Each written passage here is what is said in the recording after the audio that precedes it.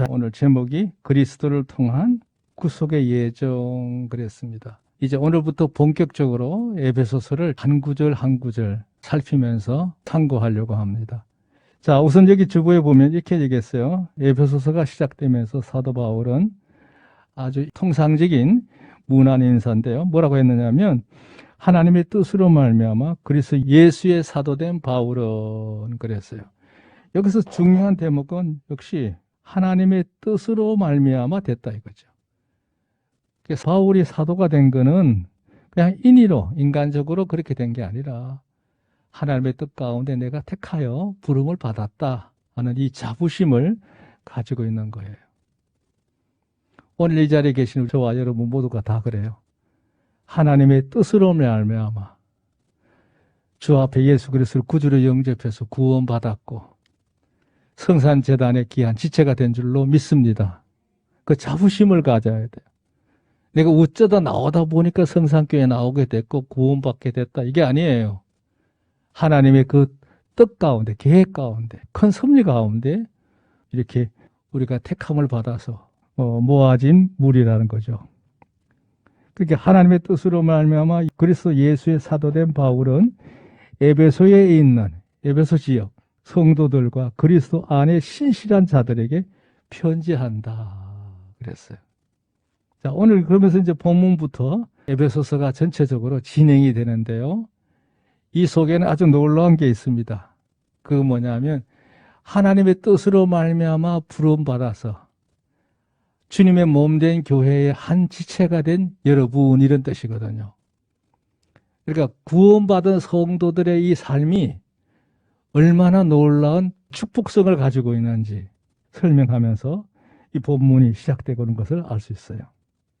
아까 읽었던 우리 3절부터 14절 내용을 전체적으로 단락을 나눌 때 세 단락으로 나눌 수 있어요. 세 단락. 첫째 하나가 큰 주제가 뭐냐 하면 우리가 하나님으로부터 이렇게 놀라운 하나님의 자녀로 부름을 받게 된 것은 이미 창세 전부터 우리를 하나님께서 죄악 가운데 제사함 주시기 위해서 예정하신 일 가운데 하나였다는 거예요. 그러니까 어쩌다 보니까 예수 믿은 게 아니고 이미 하나님께서 창세 전부터, 창세라는 말이 뭐예요? 세상이 존재하기 이전부터 하나님은 영원 무궁세계 이전에 이미 이 계획을 갖고 계셨다는 사실을 설명하고 있어요. 여기 아까 그랬죠. 3절에 찬송하리로다 하나님 곧 우리 주 예수 그리스도의 아버지께서 그리스도 안에서 하늘에 속한 모든 신령한 복으로 우리에게 복을 주시되 그랬어요. 이 짧은 한 문단이지만 이 문단을 잘 유심히 보세요. 적당히 넘어간 말이 아니고 한마디 한마디가 다시 줄여서 쭉 연결해 놓은 아주 조밀한 마치 그 쇠파설이 연결되어 있는 걸 발견할 수 있어요. 자, 찬송하리로다. 이건 한 개념이죠. 왜 찬송하느냐? 하나님 곧 우리 주 예수 그리스도의 아버지께서 그랬어요. 하나님은 그 누구냐? 하나님은 곧 우리 주 예수 그리스도의 아버지다 이거예요. 예수님에게 있어서 아버지란 말이죠. 하나님을 얘기하는 거예요. 그리스도의 아버지신 하나님께서 그리스도 안에서 예수님을 통해서 하늘에 속한 모든 신령한 복으로 우리에게 주셨다. 이 많은 얘기를 이렇게 압축을 시켜놓으니까 우리가 읽어도 우리둥절하는 거예요. 자, 설명해놨어요. 곧 하나님께서는 그리스도를 통하여 구속에 대한 모든 경륜을 이루셨는데 구속에 대한 모든 경륜이라는 말이 성경에 이제 많이 나오는데요. 이건 뭐냐면 하나님의 섭리를 말하는 거예요. 하나님께서 인간을 구원하시기 위한 많은 섭리를 행하시는 중에 아주 주도면밀한 계획 속에 진행됐다는 거죠. 하나님은 그리스도의 아버지시자 또 예수 그리스도로 말미암아 하늘에 속한 모든 신령한 복을 우리에게 주셨다 그랬어요. 무슨 얘기냐면 그 영원하신 하나님 아버지가 예수님을 통해서 하늘에 있는 모든 신령한 복을 우리에게 안겨주셨다. 그러니까 구속함을 받은 이 구속이란 말은 곧 제사함이라고 그랬어요. 모든 죄를 다 탕감받고 택함받은 구원의 백성이 된 걸 구속받았다 그러는데요. 구속받은 우리는 뭐냐? 이제 우리도 역시 하나님을 아버지라고 부를 수 있다 이거죠.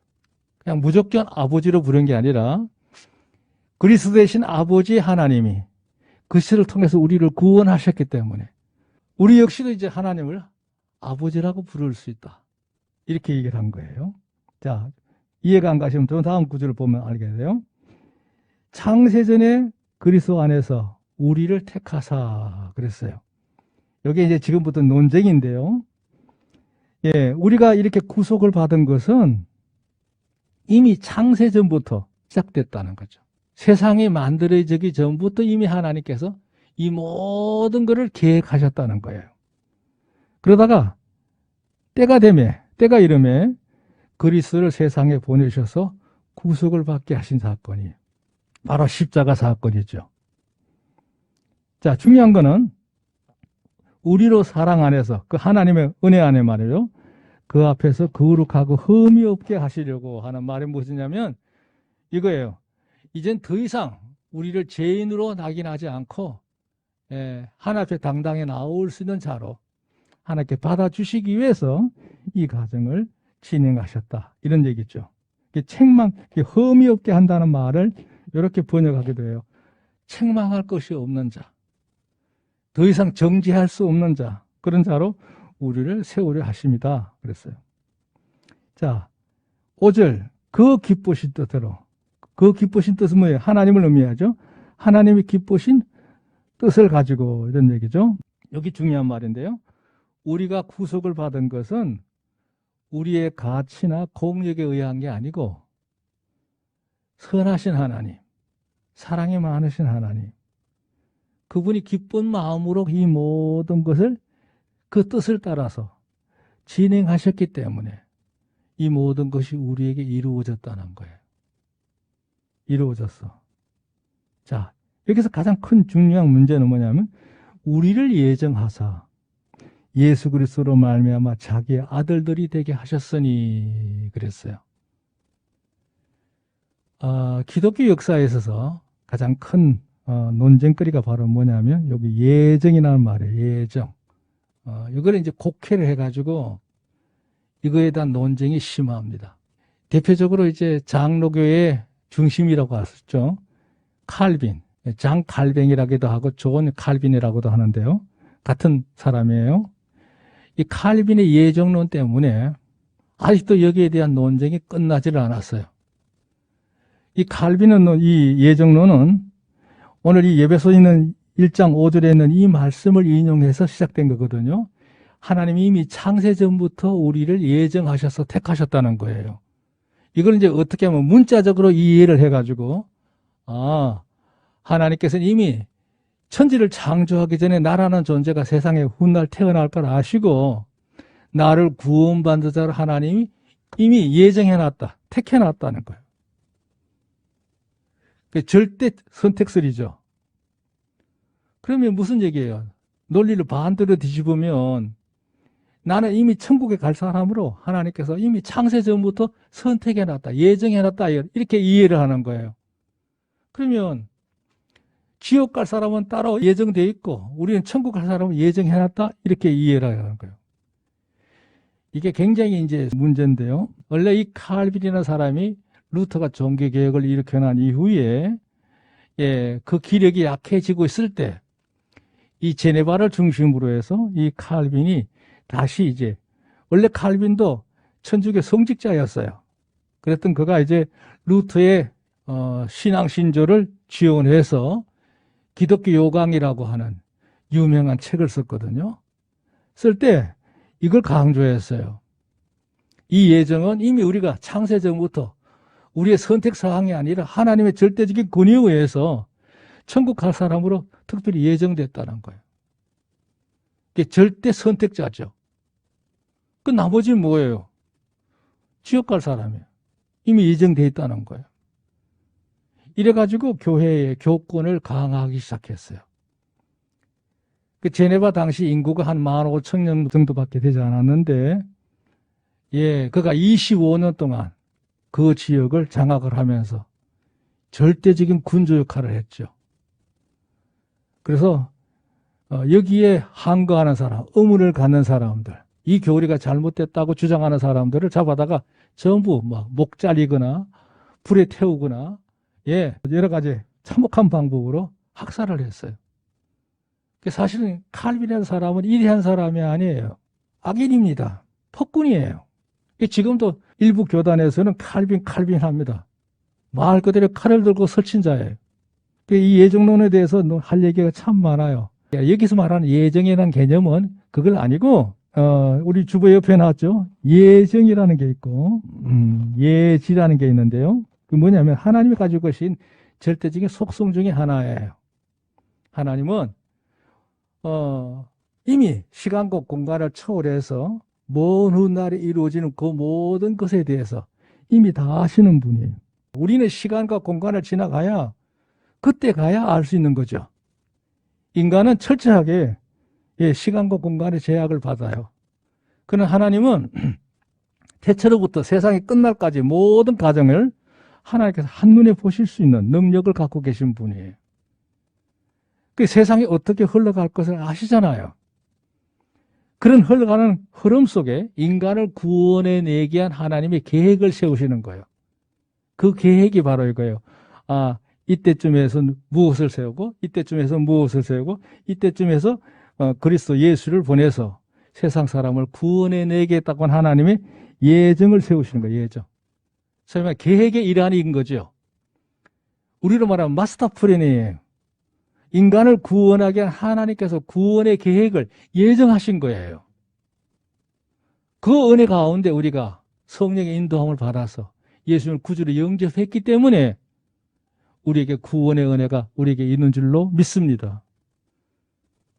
만약에 절대 예정론이라면 우리가 예수님을 구주로 전도할 필요도 없고 예수 믿을 애쓸 필요도 없어. 이미 왜? 내가 구원을 택함 받은 사람이기 때문에. 난 가만히 해서 천국 가는 거예요. 물론 하나님의 절대적인 권위를 갖고 그렇게 하실 수도 있겠지만 중요한 것은 우리가 이 구주를 내 마음 가운데 믿음으로 중심으로 내가 인격적으로 주님을 영접했기 때문에 그 보상의 하나의 과정이죠. 그것으로 해서 우리가 거듭나서 하나님의 자녀가 되고 신분이 바뀌게 되고 우리가 죄 사함을 받고 천국 갈 수 있는 영생끝까지 우리에게 주어진 줄로 믿습니다. 이 예정론만 얘기하려고 하면 끝도 없어요. 근데 요즘 다행인 것은 제가 이렇게 장황하게 설명할 필요도 없이 여러분이 핸드폰을 통해가지고 칼빈의 예정론에 대한 위험성 이렇게 한번 쳐보세요. 그러면 여기에 대한 많은 내용들이 나와 있는 걸 확인할 수 있어요. 지금도 칼빈의 예정론을 절대적으로 신봉하는 사람들이 있죠. 제가 처음 부산 오니까 주변 교회에서 택자니 불택자니 해가지고 나는 하나님의 택자다. 그 우월의식을 갖는 건 좋은데 하나님의 절대적인 이 택자의 개념에다가만 곡해해가지고 아예 하나님을 섬기지 않는 저 사람들 지옥 갈 사람 하나님이 밑에 예정해놨다는 식으로 얘기를 하는 거예요. 그건 하나님의 사랑의 공의에 절대 맞지 않는 거예요. 그리고 성경에 누구든지 주의 이름을 부르는 자는 구원을 얻으리라고 그랬잖아요. 누구든지예요. 거기는 제한이 없어요. 그래서 이 예정론, 이거는 하나님의 큰 계획을 의미하는 것이지 수많은 전에 이 세상에 내가 태어나기 더 전에 이미 천국 갈 사람으로 택했다. 이렇게 생각하는 것은 너무 가하다. 잘못된 거다. 이렇게 말할 수 있어요. 자, 중요한 것은 이거예요. 우리는 본래 하나님의 아들이 아니죠. 신분상. 그냥 피조물일 뿐이에요. 그랬던 것을 예수님의 대속을 통해서 하나님의 아들의 신분이 될 수 있는 자로 옮겨졌어요. 어떻게 옮겨졌느냐? 마치 양자가 된 것 같은 신분이라 이거예요. 우리는 양자와 같은 존재예요. 하나님 앞에. 할렐루야. 원래는 피조물이었지만 죄인이었지만 예수 그리스도의 대속 공로를 우리가 마음에 받아들임으로 인해서 그 순간 우리의 신분이 바뀌어버린 거예요. 죄의 종놈에서 하나님의 자녀의 이치로 옮겨져 버린 거예요. 6절 이는 그의 사랑하시는 자 안에서 우리에게 거저 주시는 바 그 은혜의 영광을 찬미하게 하려는 것이라 그랬어요. 이 말은 뭐냐? 하나님께서는 예수님을 통해서 우리에게 필요한 모든 걸 주시는 분이라. 그러니까 이는 그의 사랑하는 자 안에, 이건 예수님을 의미하죠. 우리에게 거저 주시는 바 무엇이든지 그 은혜의 영광을 찬미하게 하려는 것이라. 이 은혜를 우리가 이 땅을 사는 날 동안 늘 누리시기를 주의 이름으로 축원합니다. 그래서 내가 하나님 은혜로 살아가는구나. 그걸 찬송하는 거예요. 자, 두 번째 단락으로는요, 7절부터 12절 말씀인데, 이렇게까지 해서 우리를 구원해 주시는 목적이 뭐냐, 이거예요, 목적이. 이유가 있을 거 아니겠어요? 그걸 설명하는 거예요. 우리가 그리스도 안에서 그의 은혜의 풍성을 따라 그의 피로 말미암아 구속 곧 제사함. 구속이란 말은 제사함이란 말이에요. 구속 곧 제사함을 받았으니. 자, 이거 설명 보세요. 죄 아래 노예였던 자가 그 죄에서 해방되기 위하여는 그만한 대가를 지불해야 되죠. 지불해야 돼.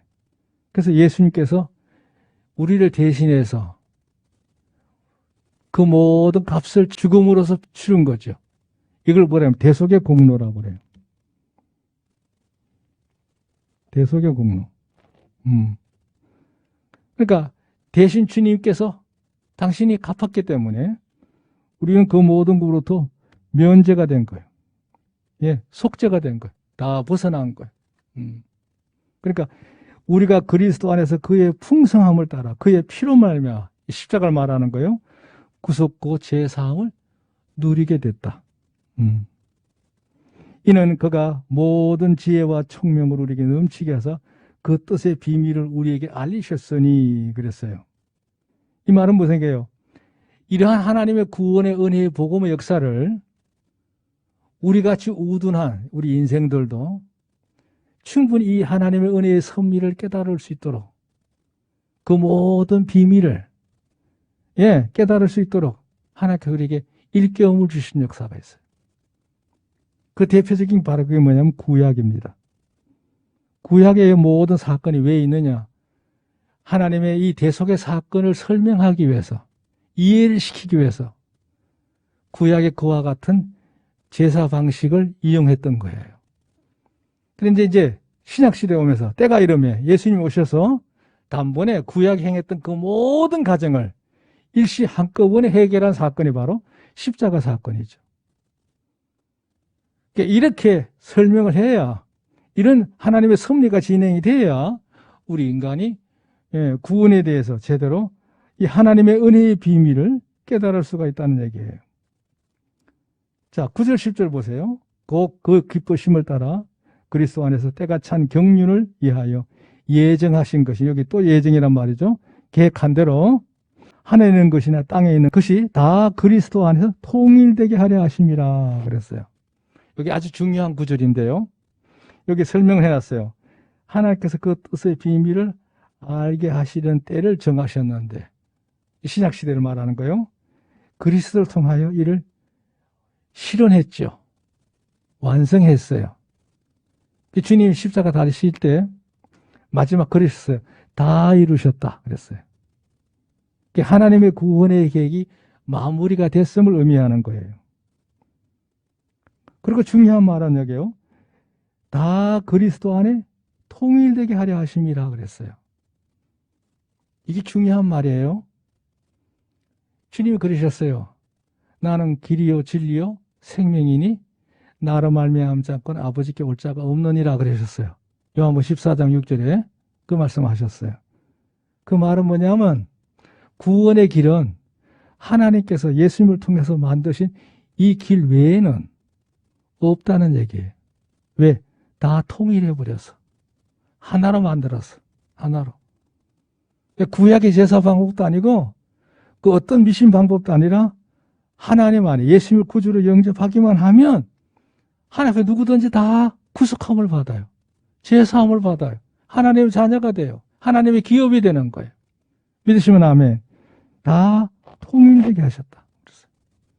통일되게 하셨어. 그게 통일이라는 말에 바로 의라는 건데요. 이거는 하나란 뜻이에요. 하나니까 하나 되는 거. 자, 세 번째 중요한 거. 모든 일을 그 마음의 의원대로 역사하시는 데의 뜻을 따라 우리가 예정을 이루어 그 안에서 기업이 되었으니, 이 기업이란 말은 다른 말로 소유입니다. 소유. 하나님의 것이 됐다 이거예요. 우리가 예수를 구주로 영접한 이후에 나 따로 주님 따로가 아니에요. 주 안에 있는 나입니다. 아멘. 하나님과 우리는 하나고 우리는 하나님께 속한 자예요. 하나님께서 별개의 존재가 아니에요. 이는 그리스도 안에서 전부터 바라던 우리로 그의 영광의 찬송이 되게 하려 하심이라 그랬어요. 이 말은 다시 무슨 얘기냐? 보세요. 우리가 그리스도 안에서 하나 된 것은 모두 다 이미 오래전에 하나님께서 예정하신 그 계획을 따라서, 그 섭리를 따라서 때가 참에 이루어진 일이다 이거예요. 그러니까 우리는 하나님의 기업이요. 이제는 언제든지 하나님 앞에 나아갈 수 있는 은혜의 백성으로 우리는 택함을 받은 백성임을 믿으시기 바랍니다. 이 중요한 얘기예요. 자, 세 번째 단락이 있는데요. 마지막 13절, 14절. 그리스도 안에 구속받았다고 하는 증거가 뭐냐? 보증이 뭐냐? 이게 보증. 내가 구원받았다는 걸 어떻게 알 수 있느냐? 알 수 있습니다. 13절에 말하기 이렇게 했어요. 그 안에서 너희도 진리의 말씀 곧 너희의 구원의 복음을 듣고 그 안에서 또한 믿어 약속의 성령으로 인치심을 받았으니 이는 우리의 기업의 보증이 되사 증거라 이거죠. 그 얻은 것을 구속하시고 그의 영광을 찬미하게 하려 하심이라 그랬어요. 이 말을 더 줄이면 이런 얘기예요. 우리가 복음을 들었을 때 그게 내 마음에 받아들여지는 거야. 마음의 문이 열렸다는 얘기죠. 그랬더니 그것이 내 마음에 확신이 들어와. 들어올 수 있는 이유가 뭐냐? 하나님의 영이 내 안에 들어왔기 때문에 가능한 일이에요. 그걸 우리가 어릴 때 성령의 내주라기도 하고 성령의 인치심을 받았다는 얘기죠. 여러분 안에 성령이 계신 걸 어떻게 알 수 있느냐? 또 아는 방법이 많이 있어요. 많이 있어요. 그러니까 성령께서 내 안에 들어와 활동하신다는 이 자체가 뭐냐?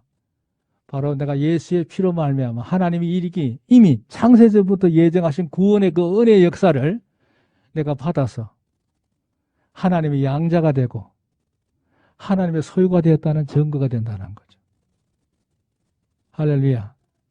그러니까 우리가 예수님을 구주로 영접해서 내 안에 성령이 계시기 때문에 오늘 이 자리에 여러분이 예배 드리러 온 거예요. 안 그러면 이 시간 못 와요. 쉽지 않아요. 그래서 난 그런 생각을 했어요. 이젠 죽으면 죽으리라는 생각을 갖고 하나님 믿어야 되겠구나. 그런 생각을 했어요. 하나님께서 영적으로도 그렇고 육적으로도 그렇고 이 기수는 건강을 주실 줄로 믿습니다. 요즘 지구 반대편에는 지금 전쟁이 나서 난리죠. 러시아가 지금 우크라이나를 지금 침범을 해가지고 지난주에 어린아이가 죽은 통계가 50만 명이 넘었답니다. 벌써 고아가 몇만 명이 생겨가지고 이웃 나라에서 그 고아들을 받아들이고 있다고 그래요. 근데 이게요, 세상에 돌아가는 모습을 보면 중국도 꿈틀꿈틀하고 있고 그 우리나라도 예사롭지는 않아요. 지금 사실 지금 기도해야 돼요. 사실 우리가 이 시대에 오래 산다는 거 그 복 아닙니다. 우리 살아있는 동안 하나님 성결에 지장 없이 산다면 그 감사하고 매일매일 우리가 하나 앞에 우리 자신을 귀하게 드려야 될 줄로 믿습니다. 자, 마무리합니다. 오늘의 말씀의 중요한 핵심은 이거예요. 이 모든 구절들을 좀 장황하게 제가 설명을 했는데 이거를 이제 줄이면 이렇게 말할 수 있어요. 우리가 구원받은 이 역사는 하나님께서 이미 창세전부터 하나님께서 분명한 계획 속에서 이 모든 것이 진행된 것이로구나. 그러니까 우연찮게 내가 예수를 믿어서 구원받은 게 아니고 이미 하나님의 그 놀라운 계획 속에 전능하신 그 하나님의 예정과 예지 속에 이 모든 일이 이루어진 거란 말이죠. 그 예정은 뭐예요? 하나님께서 한번 뜻을 정하신 것을 멈추지 않고 계속 진행하셨기 때문에 이 모든 게 가능하잖아요. 하나님은 변하는 분이 아니야. 변함없는 하나님이심을 믿습니다. 두 번째, 5절에 있는 말씀이에요. 우리가 구원받은 것은 그 무엇도 아니라 예수님이 대신 감당해 주셨기 때문에 하나님의 자녀가 됐다는 거예요. 그래서 우리가 하나님의 아들이라고 하는 신분을 얻게 된다. 이 감사한 일이죠. 세 번째, 우리가 이 받은 은혜는 우리의 공력에 의해서 구원받은 게 아니고 하나님의 사랑과 그리스도의 희생을 통해서 이루어진기 때문에 거저 받았다 이거예요. 거저. 공짜로 받은 거란 말이에요. 이게 얼마나 큰 은혜냐 이거죠. 이걸 늘 감사하고 찬양하는 마음을 우리 영생이 가지고 있어야 될 줄로 믿습니다. 네 번째, 아까 한 말씀 가운데 다 나왔던 말이에요. 예, 우리가 불행하고 저주스러운 백성으로 살 수밖에 없는 존재에서 해방될 수 있는 그 비밀, 복음을 우리로 하여금 깨닫게 하신 하나님. 우리가 예수 믿어 구원받는 이 구원의 복음을 깨달은 거, 이게 간단한 일이 아닙니다. 지금부터 세상에 이걸 못 받아들이는 사람이 얼마나 많아요. 근데 우리는 복음을 이해하고, 아, 그렇구나. 그걸 내 마음속에 감사함으로 받을 수 있는 마음이, 심령이 열려있다는 사실에 대해서 늘 하나님 우리가 감사해야 될 줄로 믿습니다. 다섯 번째, 인간의 구원은 예수님 외에는 없다는 사실을 분명히 하셨어요. 여긴 다른 표현입니다만 그리스도의 구속으로 모든 것을 다 통일하셨다 이거예요. 다른 이유가 없다는 얘기예요. 그 어떤 방법도 없어요. 이 복음 외에는 다른 것을 쫓아갈 이유가 없어요. 그걸 분명히 하신 거예요.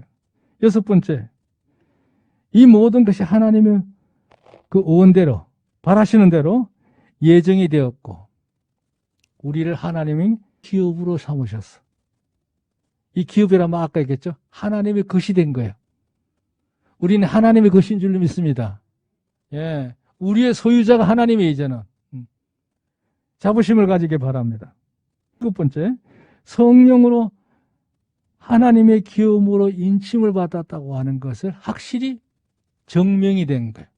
보정이 됐다. 그러니까 우리는 하나님의 자녀라고 하는 사실을 우리 스스로 확신할 수 있죠. 마지막 하나, 이 모든 걸 주신 하나님의 그 은혜를, 그 영광됨을 우리가 늘 감사하고 찬양한 마음으로 살아가야 될 줄로 믿습니다. 그래서 우리가 늘 감사하고 찬양하자. 이게 오늘 말씀의 결론이에요. 장황하게 설명했지만 요약을 하면 요 내용입니다. 주의 이름으로 승리하기를 주님 축원합니다.